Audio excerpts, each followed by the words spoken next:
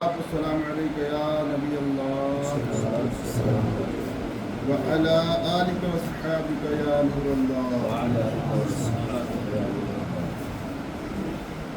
فرمان مصطفیٰ صلی اللہ تعالیٰ علیہ وسلم ایک درود شریف کی بے فضیلت ہے، سنتے ہیں کہ ایک بار کسی بھکاری نے کفار سے سوال کیا ایک بھکاری نے کفار سے سوال کیا کہ انہوں نے مذاکر امیر المومنین حضرت سیدنا مولا مشکل کشا علی مرتضیٰ شیر خدا کرم اللہ تعالیٰ وجہ الکریم کے پاس بھیج دیا، جو کہ سامنے تشریف فرما علی رضی اللہ تعالیٰ عنہ سامنے تشریف فرما تھے، ان کے پاس بھیجا اور اس نے حاضر ہو کر دستے سوال دراز کیا، کہا کہ آپ 10 بار درود شریف پڑھ کر، اس نے سوال کیا اور آپ نے 10 بار درود شریف پڑھ کر اس کی ہتھیلی پر دم کر دیا اور فرمایا کہ مٹھی بند کر لو اور جن لوگوں نے بھیجا ہے ان کے سامنے جا کر کھول دو۔ اور کفار ہنس رہے تھے کہ خالی پھونک مارنے سے کیا ہوتا ہے، مگر جب سائل نے ان کے سامنے جا کر مٹھی کھولی تو اس نے 1 دینار، اس مٹھی میں 1 دینار تھا۔ یہ کرامت دیکھ کر کئی کافر مسلمان ہو گئے۔ گرد جس نے کیا درود شریف اور دل سے پڑھا درود شریف، حاجتیں سب روا ہوئی اس کی، ہے عجب کیمیا درود شریف۔ صلی اللہ علیہ الحبیب صلی اللہ تعالیٰ علیہ محمد صلی اللہ تعالیٰ علیہ وسلم۔ میٹھے اسلامی بھائیوں، اللہ کے محبوب صلی اللہ تعالیٰ علیہ وآلہ وسلم نے رمضان شریف کے مبارک مہینے کے متعلق ارشاد فرمایا کہ اس مہینے کا پہلا عشرہ رحمت کا اور دوسرا مغفرت کا اور تیسرا عشرہ جہنم سے آزادی کا ہے۔ معلوم ہوا کہ رمضان المبارک رحمت و مغفرت اور جہنم سے آزادی کا مہینہ ہے، لہذا اس رحمتوں اور برکتوں بھرے مہینے کے فوراً بعد ہم سب کو ہمیں عید سعید کی خوشی منانے کا موقع فراہم کیا گیا ہے، اور عید الفطر کے روز خوشی کا اظہار یہ مستحب ہے۔ اللہ عز و جل کے فضل و رحمت پر خوشی کرنے کی ترغیب تو قرآن کریم میں بھی موجود ہے۔ چنانچہ 12-11 سورہ یونس کی آیت نمبر 58 میں ارشاد ہوتا ہے، اللہ پاک ارشاد فرماتا ہے، ترجمہ کنز ایمان، تم فرماؤ اللہ ہی کے فضل اور اسی کی رحمت اور اسی پر چاہیے کہ خوشی کرے۔ نبیوں کے سلطان رحمت عالمیان سردار دو جہان محبوب رحمان صلی اللہ تعالیٰ علیہ وآلہ وسلم کا فرمانے برکت نشان ہے۔ آپ فرماتے ہیں کہ جس نے عیدین کی رات یعنی شب عید الفطر اور شب عید الاضحیٰ طلب ثواب کے لیے قیام کیا، اس دن اس کا دل نہیں مرے گا جس دن لوگوں کے دل مر جائیں گے۔ وہ رات آنے والی ہے پہلے سے۔ ایک اور مقام پر حضرت سیدنا معاذ بن جبل رضی اللہ تعالیٰ عنہ سے مروی ہے، فرماتے ہیں جو 5 راتوں میں شب بیداری کرے اس کے لیے جنت واجب ہو جاتی ہے۔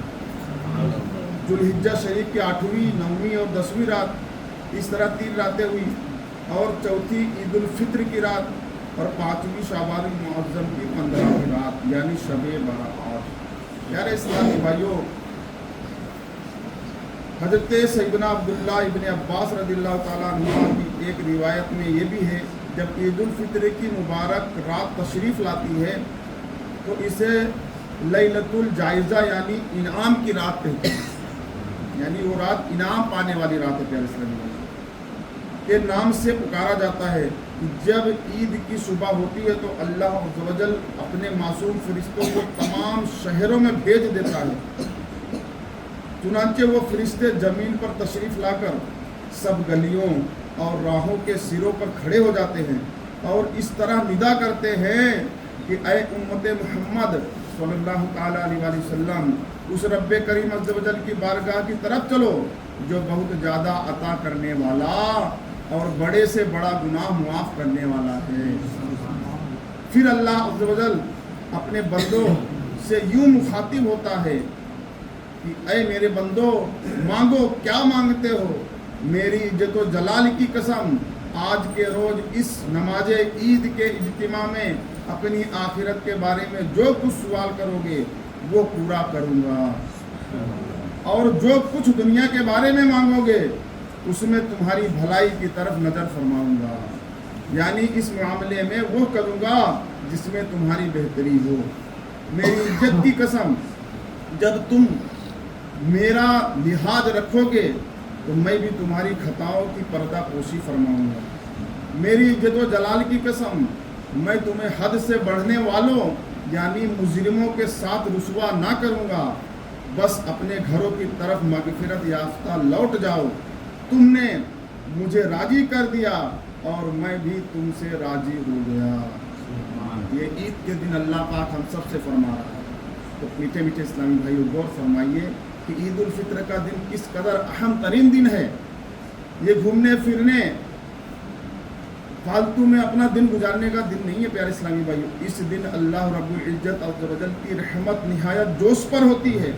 دربار خدا بندی عز و جل سے کوئی سائل مایوس نہیں لوٹایا جاتا۔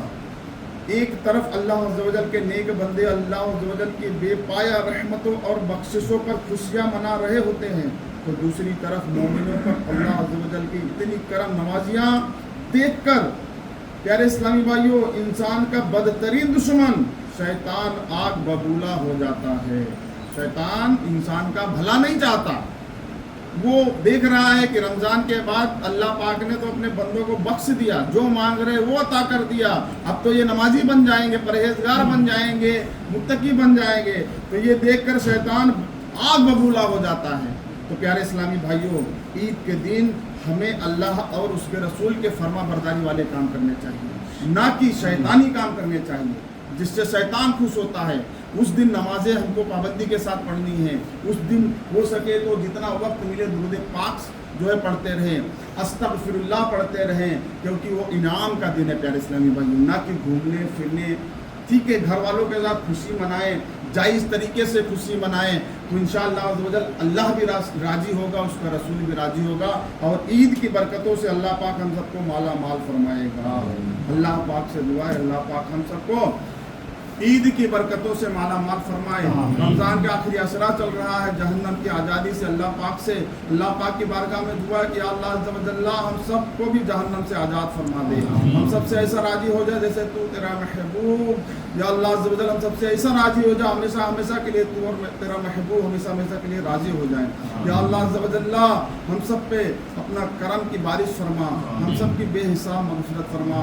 جس طرح ہم سب نمازوں کی پابندی رمضان میں کر رہے ہیں، مولا ہمیشہ ہمیشہ کے لیے نمازوں کی پابندی کرنے کی توفیق عطا فرما۔ ہم سب کو سچا پکا نمازی بنا، ماں باپ کا فرما بردار اور عاشق رسول بنا، ہم سب کو سنت کے مطابق زندگی گزارنے کی توفیق عطا فرما۔ اے میرے مولا اسلام کا بول بالا فرما، جہاں بھی مسلمان بھائی پریشان حال ہے ان کی پریشانیوں کو دور فرما، جو قرض دار ہے مولا ان کے قرضے سے رہائی عطا فرما۔ اے میرے مولا جس کے گھر میں تنگ دستی ہے مولا تنگ دستی کو دور فرما۔ اے میرے مولا ہم سب کو مسلمانوں کا خیر خواہ بنا، آپس میں مل جل کر رہنے کی توفیق عطا فرما، آپس میں سچی محبت عطا فرما۔ اے میرے مولا کہتے رہتے ہیں دعا کے واسطے بندے تیرے کر دے پوری آرزو اور بے قصو مجبور کی، جب دم واپسی یا اللہ ہم سب میٹھے مدینے میں لبے ہو کلمہ طیبہ لا الہ الا اللہ۔